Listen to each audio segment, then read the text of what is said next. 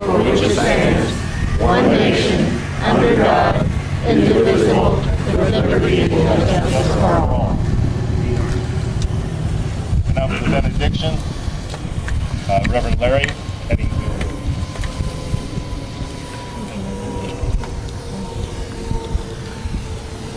go ahead. Thank you. Let us bow our heads in prayer. Eternal Father, we ask your blessing on this plaque dedication ceremony honoring the 75th anniversary of the launch and commissioning of the U.S.S. Frank Knox, DDR-742. We thank you for bringing together the finest America had to offer and the shipmates that manned her. And we ask that you bless those shipmates and their families that remain as a living legacy to the destroyer men that helped to enable the freedoms we now have in our country and around the world. We thank you for blessing the officers and sailors and their families that brought the U.S.S. Frank Knox to life and from the top of the rocks to the top of the fleet. We pray for the safe return of our armed forces as America is at war, bringing liberty and freedom and equality we enjoy to other parts of the world. All the while knowing that U.S.S. Frank Knox stood the watch and gave her all to God and country.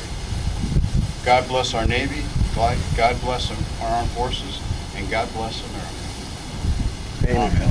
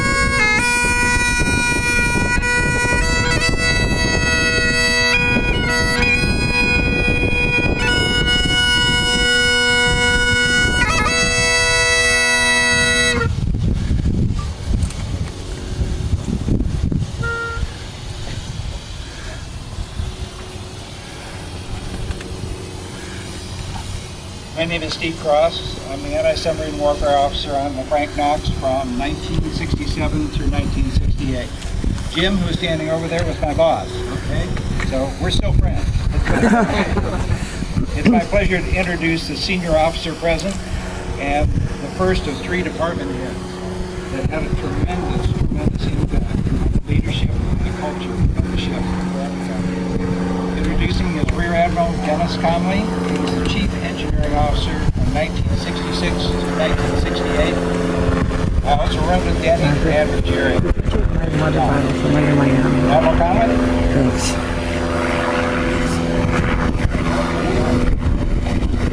Thank you, Steve. Good morning, everyone, and thank you for attending and inviting me to participate. Rico and I are absolutely delighted to join you in this beautiful day in San Diego. What more could we ask for, right?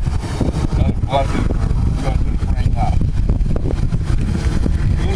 This site is spectacular and so fitting for honoring our veterans. How special this is to have Frank Knox join the legacy of representatives here at this site. At the outset, I would like to recognize those who have made this day possible. Steve Cross, Terry Chandler, Vaughn Kruger, Margaret Watson, Woody Woodard, and Tom Soltis.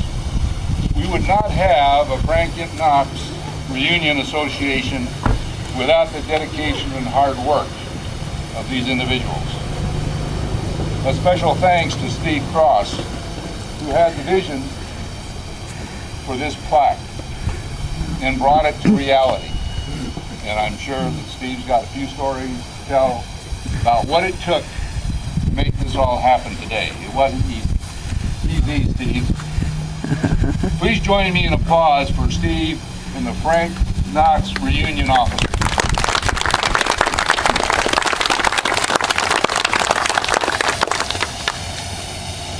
Granted, the ships of today are more complex and capable, and their crews trained at a much higher degree of technology than we were, which explains in part why it takes years to get a new Navy ship into commission with a new crew ready to deploy. Nevertheless, let's talk about Frank Knox, okay? The keel was laid for this ship at Bath Iron Works in May of 1944. 7 months later, 7 months, the ship was commissioned and on its way to the Western Pacific. Add another 6 months, and the ship was participating in the Battle of Okinawa. So, 13 months from the day the keel was laid until it was in the Battle of Okinawa.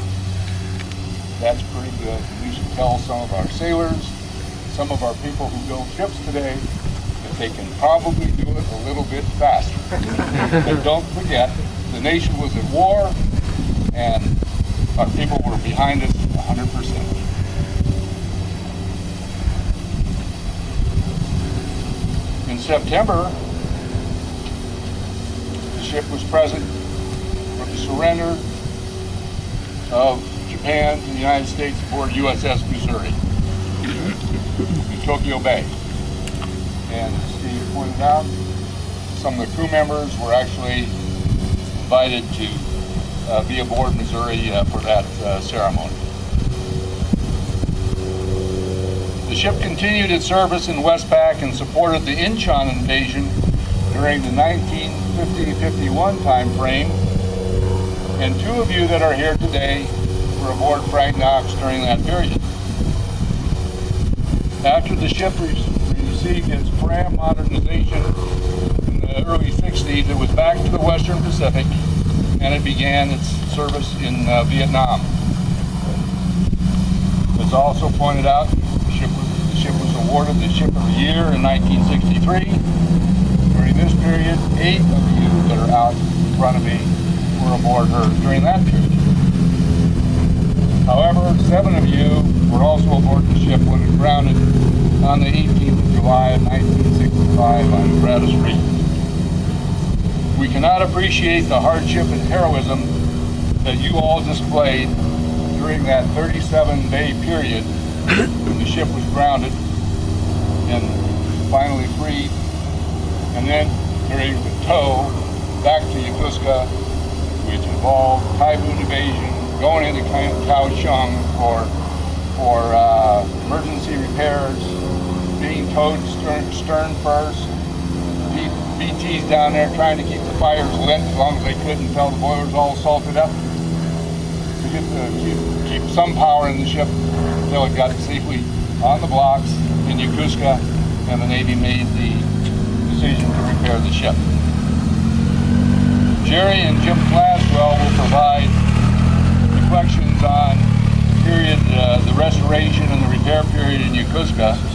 However, I want to mention that the 7 months from when I reported aboard with Jerry Harkin in 1966, April of 66, with the nucleus crew, we had about 60 people on board the ship during that period until September, when the pre-com crew was flown out from San Diego here. And I have to say that 7-month period with these sailors, putting that ship back together, was certainly a highlight of my career, which I will never forget. When Admiral Buckley, the president of the Board of Inspection and Survey, came aboard, and he didn't give any free rides. He rode the ship, and his comments upon the completion of that sea trial and acceptance trial to get it back in the Navy and recommission the ship was that it was the smoothest operating destroyer of our age and of that class ship that he had witnessed. I encountered Admiral Buckley a few years later when I was in command of a ship. I'm going to assure you that he was not as complimentary to me on that occasion.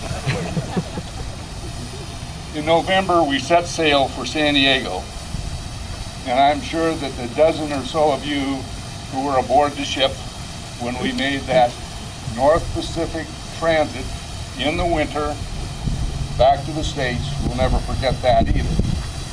That was the first time that we had operated as a crew other than the acceptance trial, and we passed that with flying colors. For those of you who may not remember, there was one 24-hour period when the ship actually made 5 nautical miles good. We were thrown around in the storm. We had damage to the topside decks from the seas. It was a rough trip, but we made it with flying colors back to San Diego for Christmas.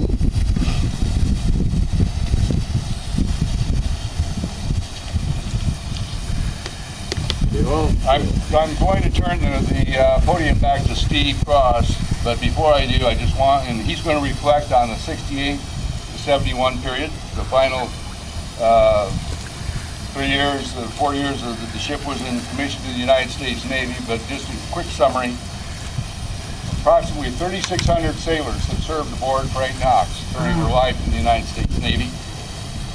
27 years service in the United States Navy, 21 years in the Greek Navy with a ship named Themistocles, DD-21. I think it is a tribute to those of you who were on the ship during this period. When you turned that ship over to Greece, they sailed it for another 21 years, so it had to be pretty doggone good shape. 48 years for this ship. Wow. Steve? Okay, what do you...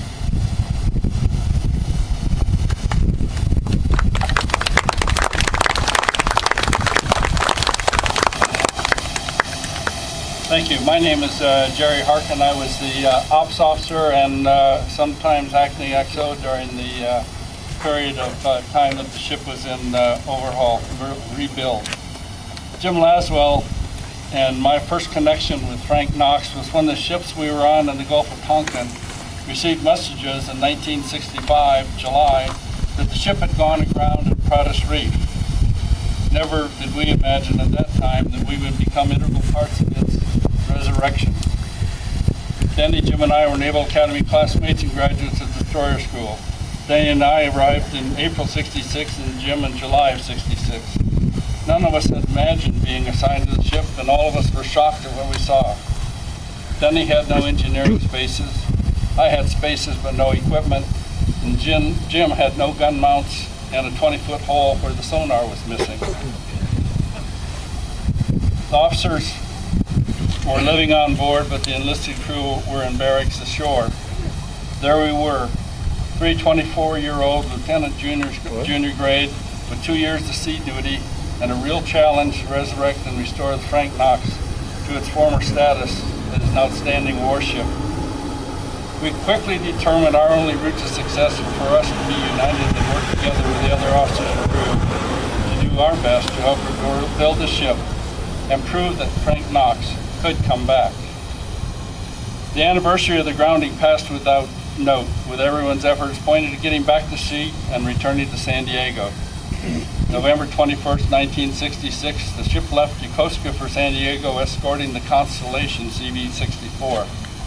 Transit back would be a challenge as we encountered a storm with high seas. The ship lost the ability to steer from the bridge, requiring us to go alongside U.S.S. Sacramento AOE-1 to refuel while steering from after steering. Frank Knox arrived back in San Diego on December 3rd, somewhat battered, but with the crew bonded by their at-sea experience. In short order, the ship started preparations for its. The ship passed all readiness inspections with flying colors, ready to deploy. In June, the ship joined the Coral Sea CB-43 and escorted to proceed to Westpac via Hawaii, Japan, and Subic Bay. The stop in Yokosuka was memorable as SRF Yokosuka workers were excited and proud to see their ship, now an active warship. The officers and men were proud of our accomplishments today, but ready to prove our combat readiness. The ship participated in escort and plane guard duties before participating in ASW exercises with a live U.S. submarine. Coordinated efforts between operations, CIC, air control, and sonar resulted in the successful detection and tracking of the submarine and integration of a second destroyer into the event. This time was followed by a port visit to Hong Kong, which was shortened by the ship gunner to get underway to avoid the typhoon. Still hoping for action, Frank Knox responded to an emergency call from a damaged RBN fast patrol boat. Frank Knox found the damaged patrol boat crew transferred to a second boat and the damaged boat being abandoned. Determining that the abandoned boat could be salvaged, the ship proceeded close enough to it to enable personnel to jump aboard. They found that the wooden hull had some holes above the waterline, but the engine room was undamaged. They started the engines and Frank Knox and the boat proceeded south towards the DMZ until 02:45 the next morning when the engines quit. Unable to start the engines, it was decided to rig a tow and continue south. Late the next day, Frank Knox and his tow were fired on by shore batteries, threatening but not dangerous. After passing into South Vietnamese waters, the patrol boat was turned over to Da Nang Harbor Master.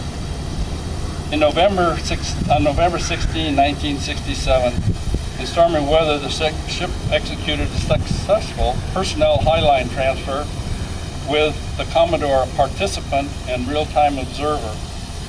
He was there to direct the gunfire mission by Frank Knox and U.S.S. Colette against supply routes near Dong Ha, North Vietnam. Required to move closer to the shore to accomplish the mission, Frank Knox approached the shore at high speed, turned parallel to the shore, and slowed to get the target plotted and set. As the ship commenced firing, the shore batteries opened fire. The ship was bracketed fore and aft, port and starboard. The ship maneuvered to avoid the fall of shot. The engineers accelerated at top speed, and the guns took the shore batteries under fire. While streaming out of the shore battery range, Mount 53 experienced a casualty of one of the recoil cylinders. Initially, we thought we were hit.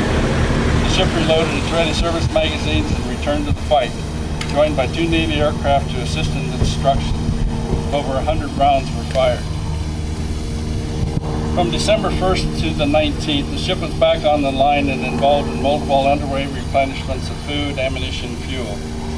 Weather always added a challenge to the evolutions, including one refueling with Chicago, during which we got so close that the rig was essentially dropped on our deck. On December 21st, Frank Knox entered Subic Bay for rest and repair and preparations for a change of command on December 29th. The reward for the ship's outstanding performance throughout the deployment was to return to San Diego via Newcastle, Australia, and Wellington, New Zealand, with a short stop in Pago Pago, American Samoa, for fuel. En route from New Zealand to Pago Pago, the ship was temporarily diverted north to assist the task force forming to assist USS Pueblo, AGER-2. After a day, the ship resumed its course to Pago Pago. Had she been needed, she was ready. On January 30th, 1968, Frank Knox departed Pago Pago for San Diego. The officers and crew of the ship believed to the man that Frank Knox had demonstrated in every challenge and opportunity that she was a formidable force with which to reckon. March 22nd, 1968, the ship began the next cycle in its increasingly impressive history. On August 30th, 1968, the ship received notice that the ship had been nominated as the most improved combat ship of the force and the U.S. Pacific Fleet. On November 27th, 1968, the ship was presented the Arleigh Burke Fleet Award. SIGPAC Fleet U.S. PACCOM Vice Admiral Bomberger said Frank Knox had risen from the rocks to the top of the pack. It is now time for fleet sailors everywhere to put aside the derogatory remark, "knocks on the rocks." The ship can do and does. Her restoration is one of the most dramatic stories in the annals of this ship reward and is symbolic of that improvement. Success is the direct product of aggressive efforts and a propensity for excellence. I'd like to read a commendation from the state of New Hampshire by His Excellency Christopher T. Sununu, Governor. A commendation in the year of our Lord 2019, USS Frank Knox. Whereas the USS Frank Knox, the first destroyer of its type, is celebrating the 75th anniversary of its launching and commissioning. And whereas the USS Frank Knox served the United States for 27 years in World War II, Korea, and Vietnam, and was awarded 18 battle stars. And whereas the citizens of New Hampshire raised thousands of dollars to build the ship through the 6th war bond drive during World War II. And whereas upon its launch, the ship carried the names of thousands of bond purchasers to honor their patriotic efforts. And whereas the Frank Knox Reunion Association is dedicating a plaque to honor the 75th anniversary of the launch and to remember the contributions of the citizens of New Hampshire to fund the building of the ship. Now therefore, I, Christopher T. Sununu, Governor of the state of New Hampshire, do hereby commend the USS Frank Knox on the celebration of its anniversary. In testimony whereof, I have hereunto set my hand and caused the seal of the state of New Hampshire to be affixed this 9th day of September 2019. Signed, Christopher T. Sununu.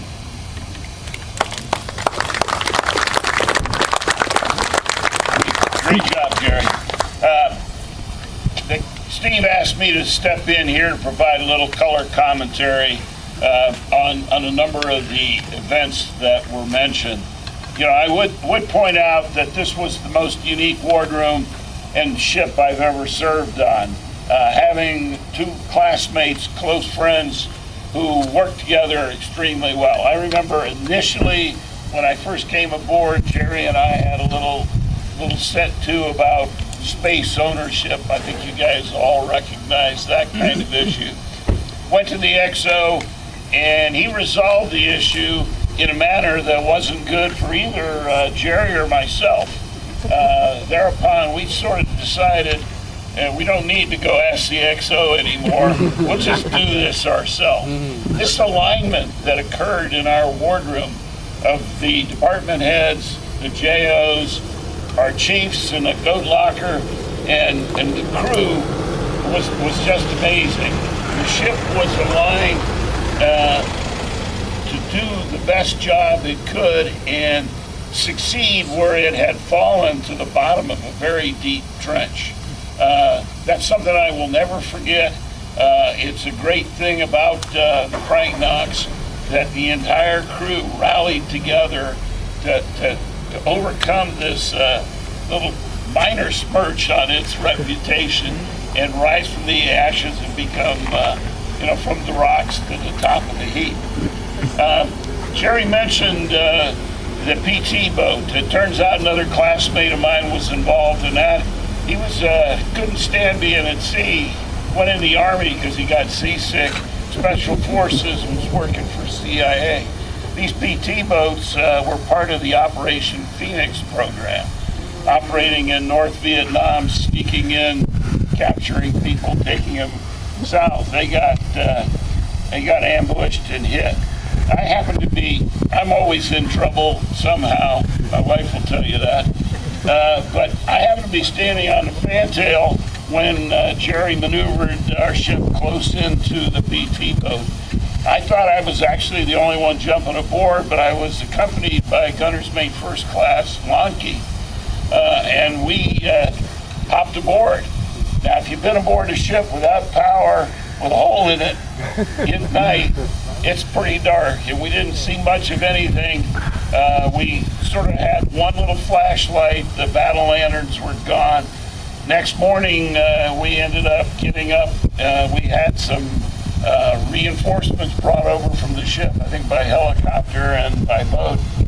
We were able to restart the engines, but when we got up that morning, we found right up by the 20 millimeter mount on this nasty class PT boat, a satchel charge and all the ammunition piled up there set to explode. They tried to scuttle the ship, sink it. We spent the night aboard with this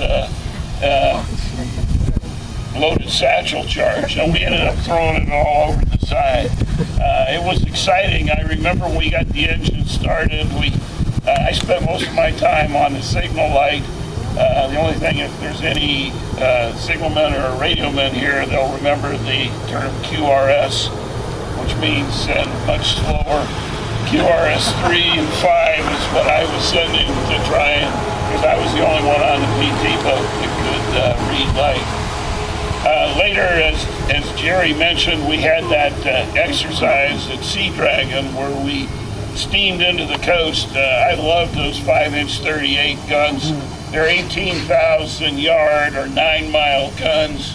The North Vietnamese cheated. They had 13-mile guns. And so as we unloaded on them, I remember I fired 6 guns salvo fire, and we fired about a whole bunch of ammo. Commodore said, Jim, I thought you guys were good shooters. You really didn't shoot out that many rounds, and I didn't see any secondaries. So the very next time I went from salvo fire to rapid continuous fire, 6 barrels, just pumping them out. Every third round was white phosphorus. And not only did he say we shot more rounds than he's ever seen shot in one of those, but he said you had more secondaries than ever he had seen. So I never did explain to him what white phosphorus does. Bottom line was a great tour, wonderful events. I am thrilled to be part of this ceremony, recognizing the growth of Frank Knox in its initial stage, and then when it had its hiccup, growing yet once again to be the greatest ship I've ever served on, with the greatest crew, wardroom, and chief's quarters I've ever worked with.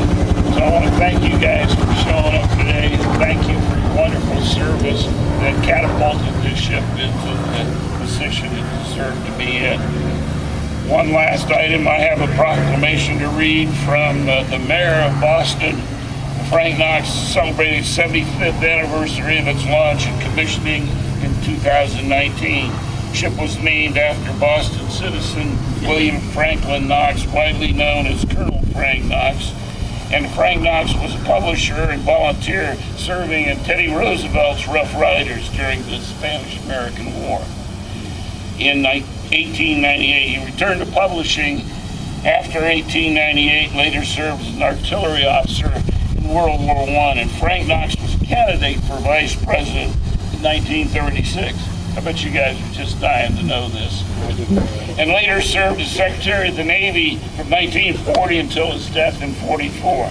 Frank Knox distinguished himself during 27 years of U.S. service and was awarded 18 battle stars, Presidential Unit Citation, Meritorious Unit Citation, 9 Navy E's, as well as Ship of the War and Arleigh Burke Fleet Trophy.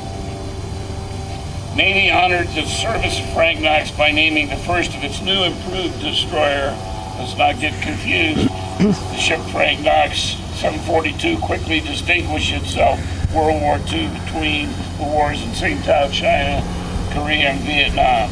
Now, Martin J. Walsh, Mayor of the City of Boston, do hereby declare September 20th to be U.S.S. Frank Knox Day in the City of Boston. I urge my fellow Bostonians to join me in celebrating U.S.S. Frank Knox 75th anniversary in the City of Boston and in the City of San Diego. Wonderful. Thanks for showing up, folks.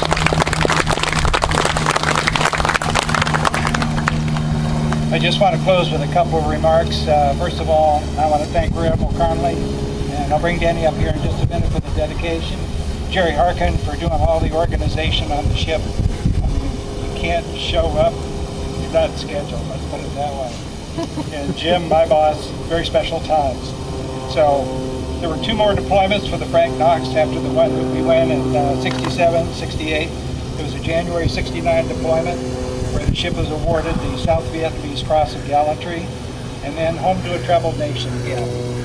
Early 1970 deployment for the ship, and then a transfer to the Greek Navy February 3rd, 1971. After 48 years of active service, the well-built ship's final resting place is 300 feet down, intact, forever, off the island of Crete. She sleeps with Davy Jones. Finally, Jim mentioned the Mayor of San Diego. Mayor of San Diego, Kevin Faulkner, has declared the 75th anniversary launch and commissioning of the ship as officially USS Frank Knox Reunion Association Day. And the council person for this area, Barbara Bree, has also issued a letter of commendation to the organization and to the ship and to the crew, celebrating the wonderful things that this San Diego-based ship did. So you'll see these patches up here: the Battle E for the top ship in the squadron, the A for the ASW Excellence, the E for Engineering Excellence, and the W for Weapons Excellence. Now, this particular patch, worn by the crew of 66 through 68, well-deserved, but the performance didn't drop off after that. So I want to bring Admiral Conley back up for the dedication. Eddie?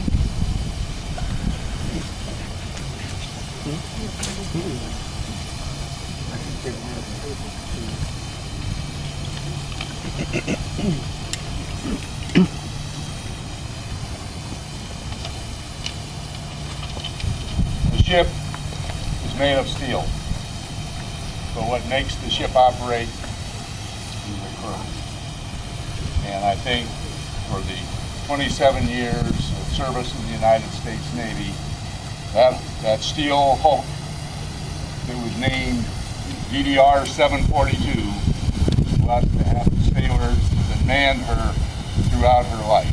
And we've talked about that today, and there's pride, there should be pride in everyone for what other sailors did and from what you yourselves did while you were serving in that ship.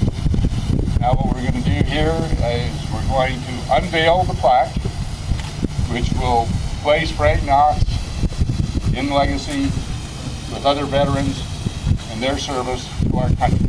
And we're going to do that with Harry Chandler. Harry? And Russell Judah. And Russell Judah, who's served aboard the ship in Korea and is 93 years young.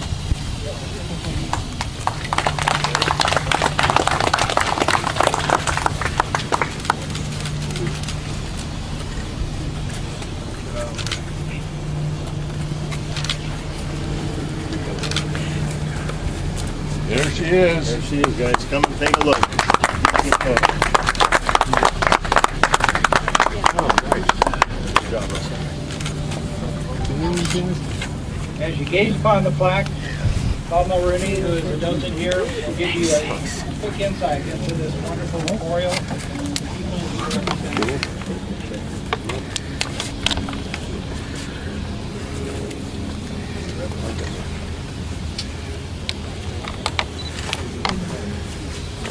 Good morning, everybody. Welcome to San Diego, especially you out-of-towners. I wanted to give you a little brief history of Mount Soledad and let you know that your ship is in good company here. The first cross here was put up in the year 1913. It was a redwood cross. It lasted about 10 years when kids vandalized it. So another one was put up and flew down in the storm in 1952. This cross was put up to honor Korean War veterans who were coming home, then to honor World War I and World War II vets. In the year 1989, we were sued because they found the cross offensive on what was then city or government property, depending on who you spoke to. That court fight went on for 27 years, went all the way to the Supreme Court 2 different times. In the year 2015, we as a private organization bought the property from the federal government, and it will now remain a National Veterans Memorial in perpetuity. There are 4,600 plaques here. The plaques come from the Revolutionary War up to today. There are 23 Medal of Honor recipients here, 6 presidents, over 100 husband and wives that served together. We'll put a date on it. We have unique stories. As you walk around, you'll see privates next to presidents, corporals next to colonels. A little bit of everything. There's a couple of us here that would, if you want to see some particular plaques, such as the one non-veteran here, and he was named a veteran by an act of Congress, and that's Bob Hope. Brigadier General Jimmy Stewart is here. Audie Murphy is here. We have a number of famous individuals and some not so famous who did remarkable things. So as you walk around, you have any questions, please direct them to myself, Jim, and we're happy to answer them for you. And again, thank you for coming to San Diego.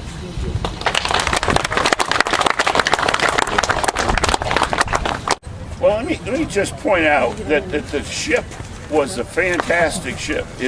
It rallied into service at the end of World War II, and in 1963 it was one of the top ships in the fleet. It suffered an accident when it grounded, and we joined the ship in the shipyard as it was rebuilt, and as the crew